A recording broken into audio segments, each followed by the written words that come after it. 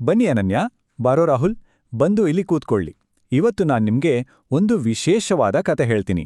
ಇದು ಯಾವ ರಾಜಾರಾಣಿ ಕಥೆಯೂ ಅಲ್ಲ.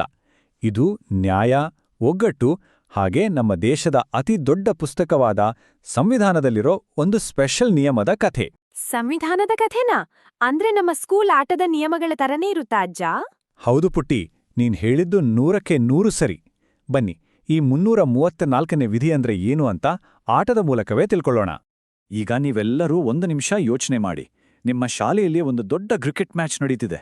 ನೀವು ಬಹಳ ಖುಷಿಯಿಂದ ಆಟ ಆಡ್ತಾ ಇದ್ದೀರಾ. ಆದ್ರೆ ನಿಮ್ಮ ತಂಡದಲ್ಲಿರುವ ಕೆಲವು ಮಕ್ಕಳಿಗೆ ಯಾವತ್ತೂ ಬ್ಯಾಟಿಂಗ್ ಮಾಡೋಕೆ ಅವಕಾಶನೇ ಸಿಗಲ್ಲ. ಅವರು ದಿನಾ ಬರೀ ಫೀಲ್ಡಿಂಗ್ ಮಾತ್ರ ಮಾಡ್ತಿರ್ತಾರೆ. ಆಗ ಅವ್ರಿಗೇನಾಗ್ಬೋದು? ಅಯ್ಯೋ, ಅವರಿಗೆ ತುಂಬಾ ಬೇಜಾರಾಗುತ್ತೆ ಅಲ್ವಾ ಅಜ್ಜ? ಅವರು ಮುಂದಿನ ಸಲ ಆಟಕ್ಕೆ ಬರಲ್ಲ. ಖಂಡಿತ. ಆಟದಲ್ಲಿ ಎಲ್ಲರಿಗೂ ಸಮಾನ ಅವಕಾಶ ಸಿಗದೆ ಹೋದ್ರೆ ಅದು ನ್ಯಾಯ ಅಲ್ವೇ ಅಲ್ಲ. ಅವರು ಆಟದಿಂದ ಶಾಶ್ವತವಾಗಿ ಹೊರಗುಳಿದ್ಬಿಡ್ತಾರೆ. ಆಗ ನಿಮ್ಮ ಟೀಚರ್ ಬಂದು ಆ ಸಮಸ್ಯೆಯನ್ನ ಹೇಗೆ ಬಗೆಹರಿಸ್ತಾರೆ ಗೊತ್ತಾ? ಅವರೊಂದು ಹೊಸ ನಿಯಮ ಮಾಡ್ತಾರೆ. ಯಾರಿಗೆ ಇಲ್ಲಿವರೆಗೆ ಬ್ಯಾಟಿಂಗ್ ಸಿಕ್ಕಿಲ್ಲವೋ ಅವರಿಗೆ ಮುಂದಿನ ಕೆಲವು ಓವರ್ಗಳಲ್ಲಿ ಕಡ್ಡಾಯವಾಗಿ ಬ್ಯಾಟಿಂಗ್ ಕೊಡಬೇಕು ಅಂತ ಅವರಿಗಾಗಿ ಜಾಗ ಕಾಯ್ದಿರಿಸ್ತಾರೆ.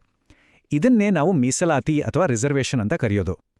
ಅಂದ್ರೆ ಯಾರು ಹಿಂದೆ ಉಳಿದಿದ್ದಾರೋ ಅವರಿಗೆ ಸಹಾಯ ಮಾಡಲು ಸ್ಪೆಷಲ್ ಆಗಿ ಜಾಗ ಕೊಡೋದು ಅಲ್ವಾ? ನಿಖರವಾಗಿ ಹಿಂದೆ ಉಳಿದವರನ್ನು ಕೈ ಹಿಡಿದು ನಮ್ ಜೊತೆಯಲ್ಲಿ ಕರೆದುಕೊಂಡು ಹೋಗಲು ನೀಡುವ ಒಂದು ಸಣ್ಣ ಸಹಾಯ ಇದು.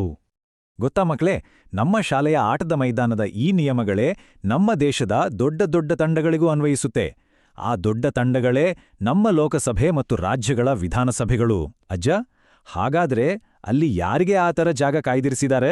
ನಮ್ಮ ಸಂವಿಧಾನದ ಪ್ರಕಾರ ಲೋಕಸಭೆಯಲ್ಲಿ ಮತ್ತು ರಾಜ್ಯಗಳ ವಿಧಾನಸಭೆಗಳಲ್ಲಿ ಅನುಸೂಚಿತ ಜಾತಿ ಅಂದ್ರೆ ಎಸ್ಸಿ ಮತ್ತು ಅನುಸೂಚಿತ ಬುಡಕಟ್ಟು ಅಂದ್ರೆ ಎಸ್ಟಿ ಸಮುದಾಯದವರಿಗೆ ಈ ಸ್ಥಾನಗಳನ್ನು ಮೀಸಲಿಡಲಾಗಿದೆ. ಜೊತೆಗೆ ಆಂಗ್ಲೋ ಇಂಡಿಯನ್ ಸಮುದಾಯದವರಿಗೂ ನಾಮನಿರ್ದೇಶನದ ಮೂಲಕ ಒಂದು ವಿಶೇಷ ಪ್ರತಿನಿಧಿತ್ವವನ್ನು ನೀಡುವ ವ್ಯವಸ್ಥೆ ಮಾಡಲಾಗಿದೆ.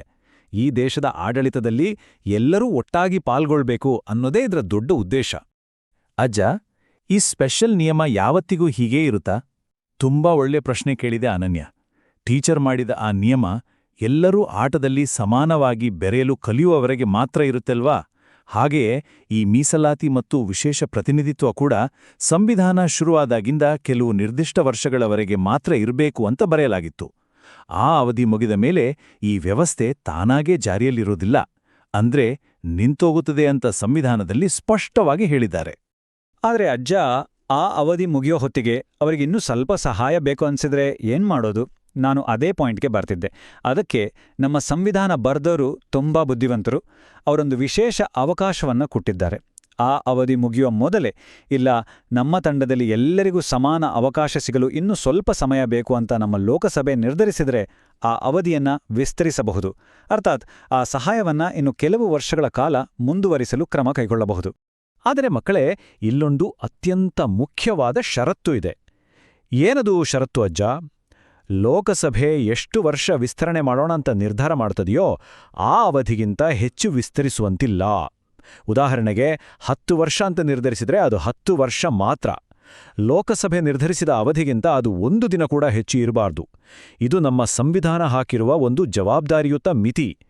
ನಿಯಮಗಳನ್ನ ಮನಸ್ಸಿಗೆ ಬಂದ ಹಾಗೆ ಎಳೆಯುವಂತಿಲ್ಲ. ನೋಡಿದ್ರಾ ಮಕ್ಕಳೇ, ನಮ್ಮ ಸಂವಿಧಾನ ಎಷ್ಟು ಪ್ರೀತಿ ಮತ್ತು ಕಾಳಜಿಯಿಂದ ಎಲ್ಲರಿಗೂ ನ್ಯಾಯ ಸಿಗುವ ಹಾಗೆ ಮಾಡಿದೆ ಅಂತ? ಇದು ಕೇವಲ ಒಂದು ಕಾನೂನಿನ ಪುಸ್ತಕ ಅಲ್ಲ, ನಮ್ಮನ್ನೆಲ್ಲ ಒಂದೇ ಕುಟುಂಬದ ತರಹ ನೋಡಿಕೊಳ್ಳುವ ನಿಯಮ. ನಿಜ ಅಜ್ಜ, ಇನ್ಮೇಲೆ ನಾವು ಆಡುವಾಗ್ಲೂ ಯಾರೂ ಬಿಟ್ಹೋಗ್ದ ಹಾಗೆ ನೋಡ್ಕೊಳ್ತೀವಿ. ಶಬ್ಬಾಷ್, ಅದನ್ನೇ ನಾನು ನಿಮ್ಮಿಂದ ನಿರೀಕ್ಷಿಸಿದ್ದು. ಹಾಗಾದ್ರೆ ದೈನಂದಿನ ಜೀವನದಲ್ಲಿ, ಸ್ಕೂಲ್ನಲ್ಲಿ ಅಥವಾ ಆಟದ ಮೈದಾನದಲ್ಲಿ ಎಲ್ಲರಿಗೂ ನ್ಯಾಯಯುತವಾದ ಅವಕಾಶ ಸಿಗುವಂತೆ ನಾವೆಲ್ಲರೂ ಹೇಗೆ ನೋಡಿಕೊಳ್ಳಬಹುದು? ಸ್ವಲ್ಪ ಯೋಚನೆ ಮಾಡೋಣ. ಈ ಸುಂದರವಾದ ಪ್ರಶ್ನೆಯೊಂದಿಗೆ ಇವತ್ತಿನ ನಮ್ಮ ಈ ಸಂವಿಧಾನದ ಕಥೆ ಮುಗಿಸೋಣ. ಕಲಿಯುತ್ತೀರಿ, ಬೆಳೆಯುತ್ತೀರಿ.